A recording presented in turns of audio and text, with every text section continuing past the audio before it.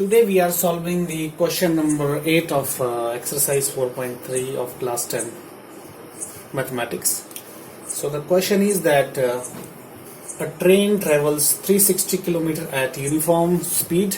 If the speed had been 5 km per hour more, it would have taken 1 hour less for the same journey.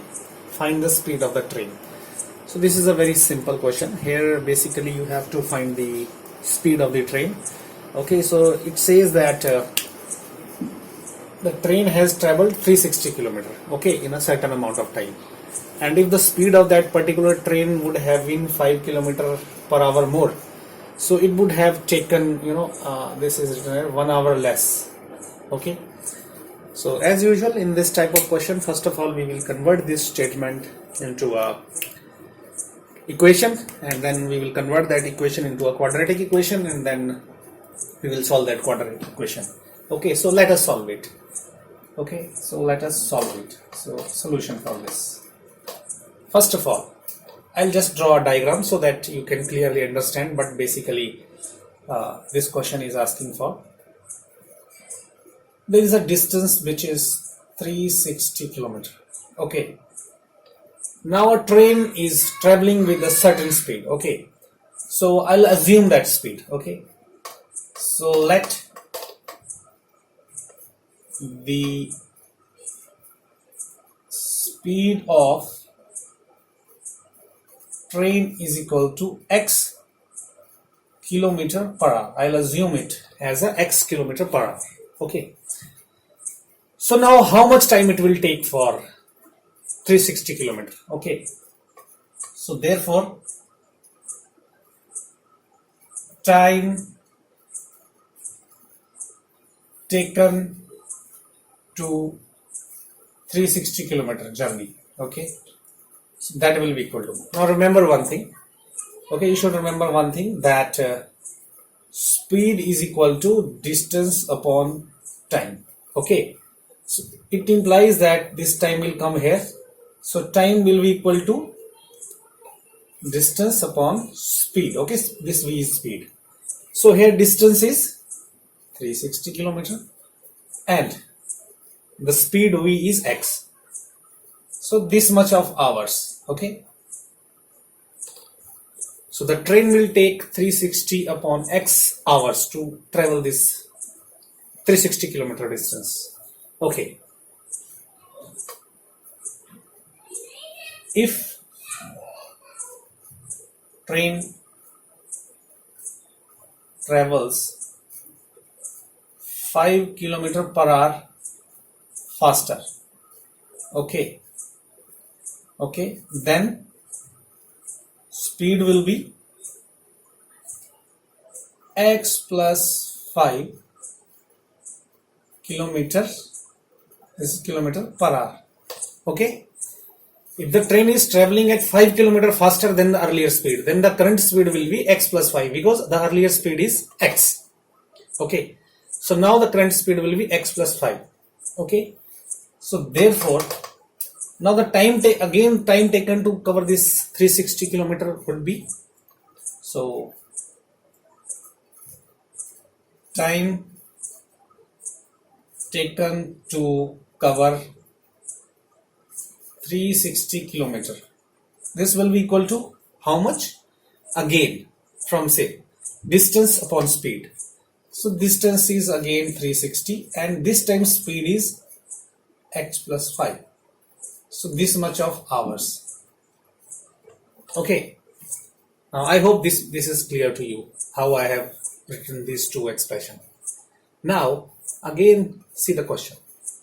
It says that if it would have traveled 5 km per hour faster, then it would have taken 1 hour less. Okay, so it means this time is 1 hour more than this time. Okay, it means 360 upon x plus 1 is equal to, sorry, it will not be like this, this will be more time, so this will be as 360 upon x plus 5 plus 1. Okay, why? This is a larger time because speed is less, so it will take more time.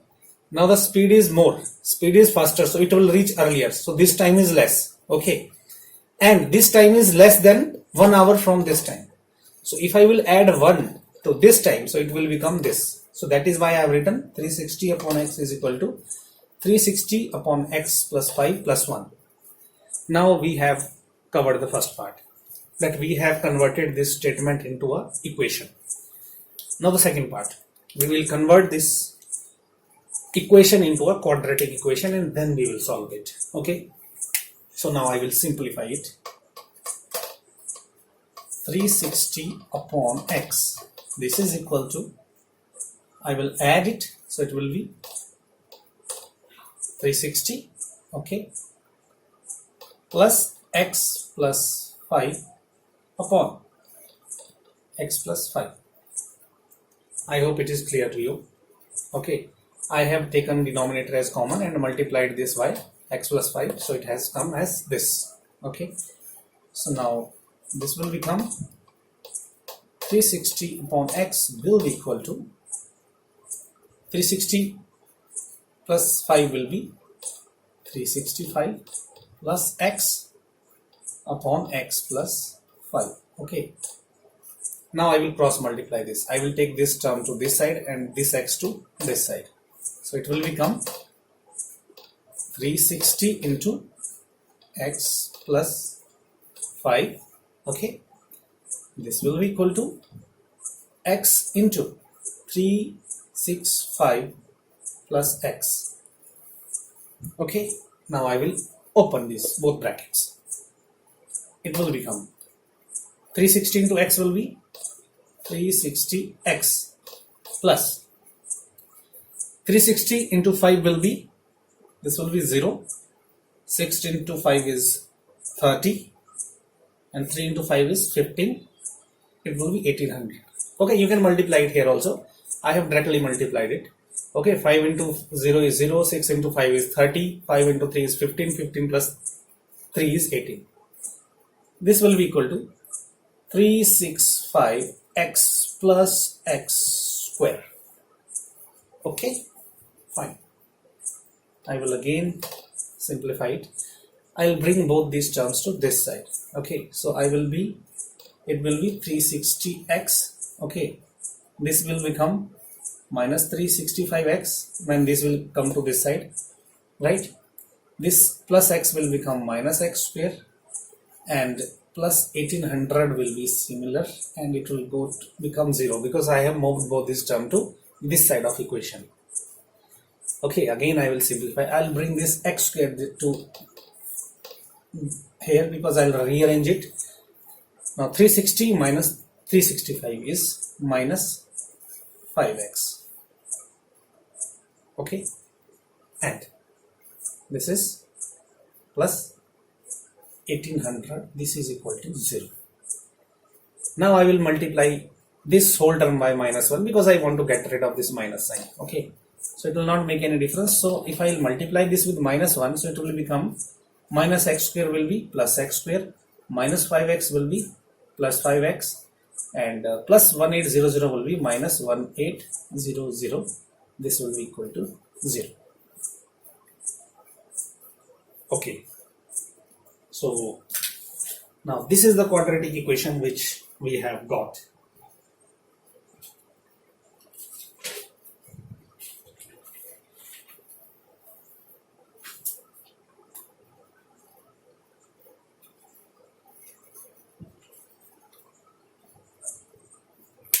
So as usual, this is the second step. Okay, so you converted this statement into an equation, then we converted this equation into a quadratic equation. Now we can solve this quadratic equation by any known method, and there are many methods which we know. I have already told you there are so many methods, but as I have earlier told you that when these numbers are very high, then what we should do is we should try to solve it by using factors. Now why factor? Because if you go for quadratic formula, then you have to do a lot of calculation and which will consume your time in examination.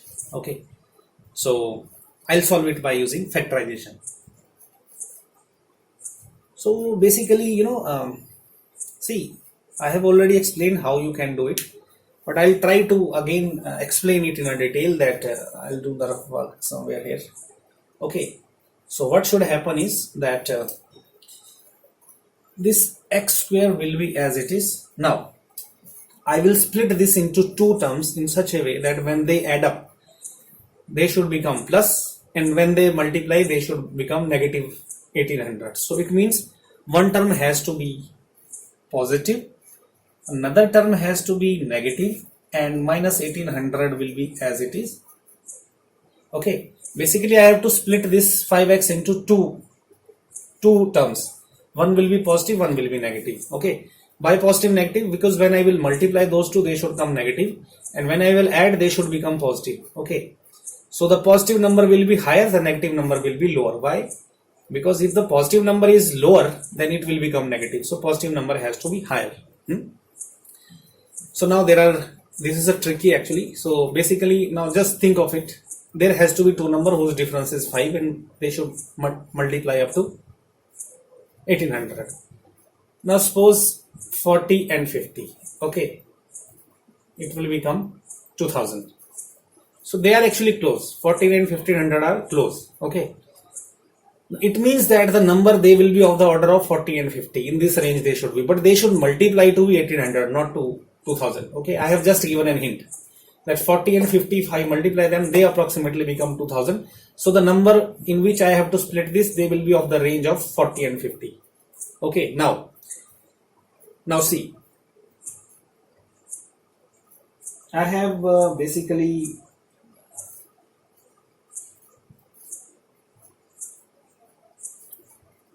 so see, I can take 50, 45.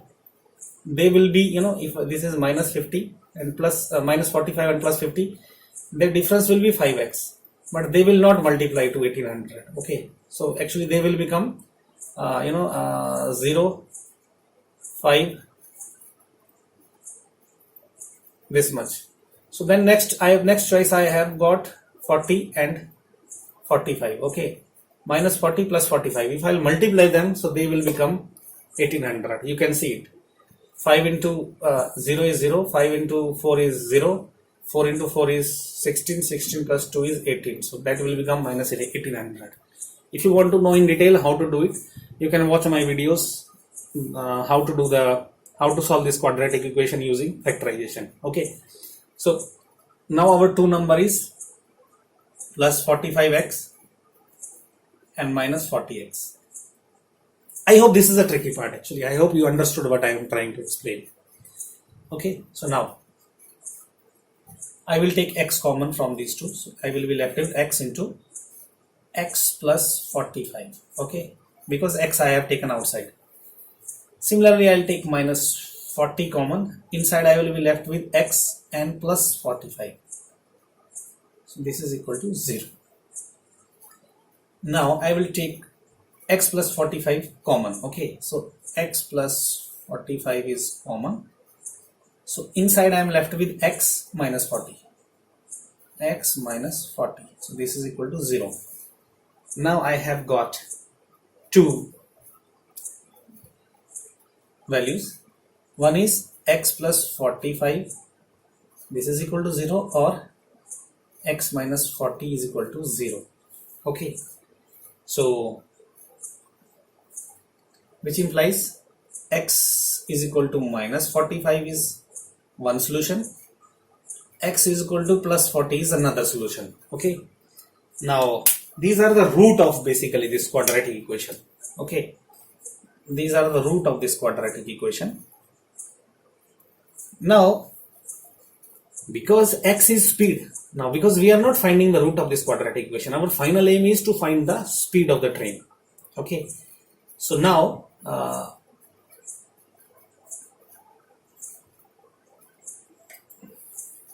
as I can write it that because x is speed of train, okay, and speed can not be negative. So therefore x is equal to minus 40 is not correct answer, right? So therefore x is equal to 40 is correct answer. Okay, you got it? Speed cannot be negative. So that's why, therefore, now what is x? X is the speed of the train. Okay, we have assumed it. Therefore, speed of train is equal to x is equal to 40 km per hour. So this is actually our answer to this particular equation. Okay, so I have actually explained it in a detail. In exam, you need not to do in such a big detail. You can do it in a faster way. But I have done it so that you can understand it. So that's why I took so much of time to explain this question. So thank you so much for watching this video. I hope you like this video, and if you like this video, so you hit the like button and you share this video, and you can also subscribe my channel so that you can get more updates about the uploads on mathematics. Thank you so much for watching.